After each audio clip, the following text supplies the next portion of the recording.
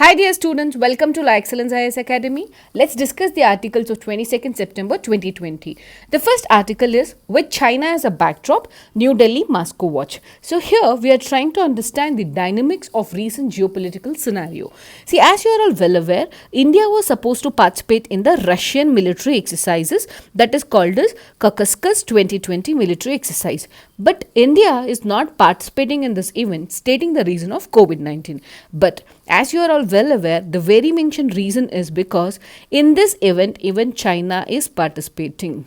So, because of recent line of actual confronts, the conflict that is happening, India doesn't want to participate. But however, India has participated in the BRICS foreign ministers meeting. India is supposed to host SEO meetings also. So then in such a scenario, is that India is trying to backlog from this event or going forward? And how will this will have impact on the India's Russia relationship? Here a very interesting point as said by Mr. Jaishankar, the External Affairs Minister, that we are living in a curious world, a view wherein that if we engage with one person or the one country, then in such a case we are losing the tie with other country. It really doesn't mean so, because as we are all well aware, India is getting close to the Quad countries. Along with that, India is also signing more on defense agreements with the United States. With this, India, is it losing its relationship with Russia? At the same time, Russia is getting closer to China. As you are all well aware, so United States and China is under the trade war. So because of this, China is moving away from the United States and becoming more closer with Russia. So with increased relationship between Russia and China, does it have any impact on India? Or will it worsen the relationship of India and Russia is the question. So what we are trying to say in this article is the relationships has to be seen not from the perspective of zero-sum game. If one is engaging with the other, it really doesn't mean they're trying to worsen the relationship with other. So what we are trying to do in the current geopolitical scenario is to have a pragmatic view, having maximizing the maneuverability, that is having different powers on our profile, so that we can ensure that we have a diversified portfolio of ties. So in such a scenario, India needs Russian support with respect to Indo-Pacific region, with respect to the stability in the Asia. And as said by Prime Minister Modi that Russia's far east, we have to see as a confluence of European Union and the Indo-Pacific. So in all our strategic visions, we are trying to increase our engagements with Russia. But however, the current global order, it may be difficult to have the convergent policies, but we need to have a pragmatic view. Ensure there is a very good bilateral relationship so that we need to insulate from the vagaries of international system affecting our bilateral relationship. Let's move on to the first article, a point of order. Parliament must not abridge the right of MPs to take a stand in debates and oaths.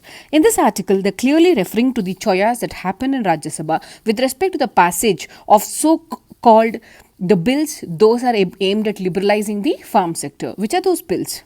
The first one is Farms Producer Trade and Commerce Bill. So this removes all the restrictions with respect to the trading and exports, whereas the second bill gives a legal framework for contract farming. Even though these are considered to be the milestone in the agriculture sector, there are amid opposition towards these bills, which was clearly evident in the Rajya Sabha discussions. So what are we trying to focus on this article is this. First of all, is government trying to override the Rajya Sabha with respect to its authority? Second thing, when even though the members, all the MPs demanded for division of votes, why did the government go for oral votes or the voice vote? This kind of denial is for the first time in the parliamentary history. And along with that, 8 opposition members were also suspended. And thirdly, denial of referring to these bills to the select committee also brings in the notice that the role of these parliamentary committees with respect to the passage of bill. This in turn is like taking away the rights of MPs with respect to the decision making and their role in the deliberative forum, that is Parliament. So however, we feel that the executive has to be accountable to the legislature as enshrined in the constitution. So they must somehow in the immediate effect restore the confidence of the Parliament in their functioning. Let's move on to the next article, dilution without adequate deliberation. See, in this article, we are speaking about the labor laws. So, as you are all well aware, so government has taken away 29 existing labor laws and is planning to replace it with the 4 labor codes. So, which are the 4 labor codes? The first one is Code of Wages. See, as you are all well aware, Code of Wages was already passed in the last year. The next 3 bills are One, the occupation safety. Then the second one is with respect to the social security, and the third one is industrial relations. So government is planning to replace this, but however, there is a need of further deliberations and discussion with respect to this labor laws, and also a need of public scrutiny as well. So because we shall see some of the concerns raised in this article. The firstly, in the 2020 bill with respect to the number of employees, earlier as per the Factories Act of 1948, any manufacturing industry with 20 workers in case of electricity connection, and without electricity 10 workers, they shall provide all the provisions of basic safety and welfare to the employees. But however, in the recent 2020 bill, it has been increased to 40 workers. Then in case of Industrial Disputes Act, earlier, so there was a provision that if there are 100 employees, then in such a case they have to take a government permission before retrenchment. So now that has been increased to 300 people. So before any retrenchment, 300 workers are there, then only in such a case they have to take the government's opinion. Third one, in as per the Industrial Employment Order, every employer has to define the conditions of work, that is working hour, duration, leave policy, all these things. But now, as per the latest amendment, so the conditions of work has to be defined only if they have 300 employees. So earlier from 100 to 300 it has been increased. So then second important provision that is of concern is with respect to the exemptions provision that has been given. Newly set up organizations under Code of Industrial Relationship, so they can get exemptions in the name of public interest. That is, they need not follow the rules or safety norms of the employees. Then second thing is this, the state government has been given the provision for providing exemptions if that with the establishment of a particular company, the employment or the economic activity of the state will be improved. Then in such a case, the state government can give exemptions. See, with this, we have no way concerned or focusing on the basic safety and the welfare norms of the people. Third point of concern is with respect to the contract labor. See, earlier the contract laborers were supposed to work in the core activities also, non-core activities also. Now, recently government with 2020 bill has prohibited the working of contract laborers in the core activity. Along with that, earlier there was a norm that only if any organization is having 20 workers, then in such a case they can be considered as a contract labor. But now, instead of 20 workers, they have increased it to 50 workers. The next provision is with respect to the Occupational Safety Bill 2019. As per this, women were prohibited to work in the dangerous activity. But 2020 bill, we are trying to say that if the necessary safeguards are given, then women can continue to work in the dangerous places and occupations also. Moving further, many essential features so that were earlier mentioned in the law has been replaced. Now it is supposed to be passed through the rules. So this is a grave irony because social security norms, safety standards, working conditions, all these are something which is to be ensured and which affects every Indian and every citizen. So in such a scenario, instead of passing it through a law, going for the rules would affect the very purpose of it. And the second thing is with respect to the relaxation that has been offered to the small enterprises.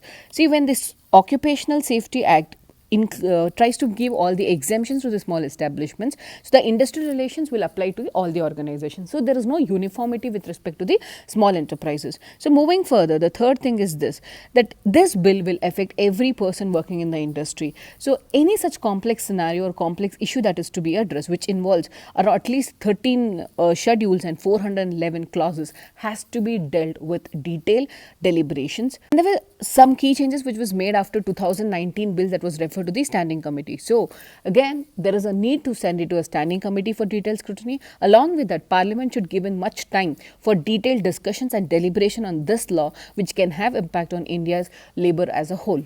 Let's move on to the next article, Unchecked Digital Media as a Threat. So, it is said by the central government in front of the Supreme Court. So, there was an injunction order moved against Sudarshan TV and a program named as Bindas Bol. In this particular program, they had made an allegation that Muslims are trying to infiltrate the aspirants into civil services with the help of funding from the terror-linked organizations. Court is trying to seek the opinion of central government onto this. So, in order to have a balance between the free speech in the media and the right of dignity of a community who has got affected. So, here, try to remember the fundamental rights that is in conflict. That is, right of the dignity of a community versus freedom of speech and expression. When the court tried to ask the opinion of central government has said that instead of focusing on the self-regulatory mechanism of electronic media, try to focus on the digital media, which is trying to spread the hatredness, terror and violence in a much more magnitude as compared to the electronic media. So here, very important concept that what you have to remember is about the regulation of the electronic media. As of now, the electronic media are self-regulatory. So whereas digital media, they are regulated under IT Act, but by and large, it is very vague. So what they are demanding is to have a proper regulation for the digital media in order to have a fine balance of freedom of speech and expression, right of or dignity of individuals, along with that right to privacy as well. Let's move on to the next article. Hundreds of whales stranded in Australia. So, more than 250 whales have got stuck on the sandbar. So, this phenomena is also called as whale bleaching. And this is not just happening this year, it happens every year. With this whale bleaching, because of dehydration or because of drowning or collapsing under their own weight, many of the crustaceans animals or the whales will die. In this regard, even though we do not know exact reasons, let's find out what are the possible causes that is mentioned for this whale bleaching. So the very first reason is the water pollution. So whales can become sick or poisoned due to the pollutant gases or the chemicals that is released. So whale-like animals try to use their sonar range for their movements. So when man-made sonars try to interfere with the whale's brain, then in such a case there will be disorientation and they will lose the sense of direction. And the third reason is natural sickness and diseases. And the fourth reason is sometimes they feel the threat of being attacked either by the massive mammals or something. So then in such a they will group themselves so that to avoid such kind of attacks. The other reason is, as we are well known, it's global warming and the climate change. So moving further, there are some intentional strategy also that is done by these animals in order to catch the prey. That is follow me standing or intentional standing. But sometimes when they do this, they move towards the shores to collect their prey. But sometimes because of the adverse combination of tidal flow or seabed topography, they get stranded there only. And the other reason which is most prominent is changes or abnormalities in the earth magnetic field. So these are the reasons for whale bleaching or the crustaceans bleaching. So now, as we have seen in the Australia case, many of the rescue operations are also going on. Hopefully we ensure there is a fine balance between the development as well as the environment conservation. Let's move to the next article. World faces a surplus of multilateral challenges. See, as we're all well aware, United Nations is celebrating 75th anniversary after its commemoration from 1945. So, United Nations has passed United Nations 75 Declaration in order to find a solution to the multilateral challenges that currently the world is going through. So moving further, Antonia has highlighted the surplus of challenges that we are facing without having a multilateral answers. The very first challenges that is being highlighted by the United Nations Secretary General are, first of all, it's about gender inequality. That is particularly with respect to the human rights context.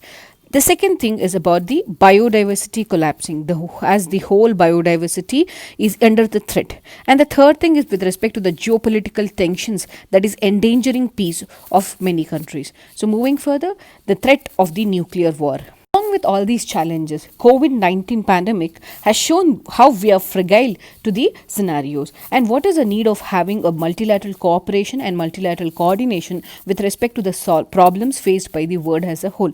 So therefore, he tries to address that United Nations 75 declaration would solve all the action and the problems ranging from digital cooperation to reform at the United Nations. At the same time, our Prime Minister addressing this commemorative session has told that we cannot fight the today's challenges with the existing structures. So he is giving a clear-cut call for reforms of United Nations. And at the same time, he's applauded the work of United Nations under United Nations peacekeeping forces as well. So herein we can see the clear-cut message that even though United Nations efforts have been applauded, at the same time there is a need for structural reforms in United Nations so that it can address the multilateral challenges that the world is currently going through. Let's move on to the next article, India and the Abraham Accords. So before we move further, we need to understand what is this Abraham Accords is all about. See, after 26 years of two-nation theory concept and Israel-Palestine conflict, Israel has signed a peace deal with UAE and Bahrain. So earlier, the similar kind of agreement had happened between Egypt and the Jordan. So remember, Israel has signed peace agreements with Egypt, Jordan, UAE and Bahrain. So recently an agreement that is signed between UAE and Bahrain is called as Abraham Accords. So with this, there will be a full-fledged diplomatic and strategic cooperation between these countries. So moving further, what we need to understand in this article is how this Abraham Accord will have impact over India. Because India has a very strong multifaceted socio-economic engagements with the Israel as well as these Gulf countries. So we have more than 8 million Indian diaspora who are working in these countries, and they're also sending remittances of around $50 billion. So in this context, India's trade with this country is also around $150 billion. Even though India has welcomed the establishment of these diplomatic ties between UAE and Israel, there is something which India has to worry about, because Israel is strong enough in those areas which India has constantly supported these Gulf countries with. Say it may be for defense, it may be with respect to the supply of goods and services, defense, security and surveillance equipments, agriculture, farming, solar power, horticulture products, high tech, gems and jewelries, pharmaceuticals. So these are the areas which India is strong enough and acted as a strong complementary to of India. So moving further, Israel also has a very good manpower, so they can also give the skilled manpower to the GCC countries. This may affect Indian employees working over there.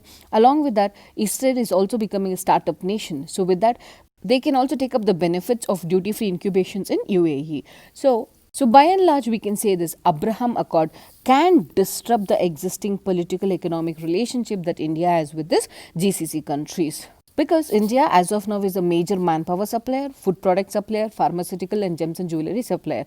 Along with that, Indians are the one who has the biggest stakeholders in Dubai's real estate firms, tourism and economic zones. So in this context, India has to strongly work upon the trilateral synergy between Israel so that India's long-standing relationship with GCC will not get affected.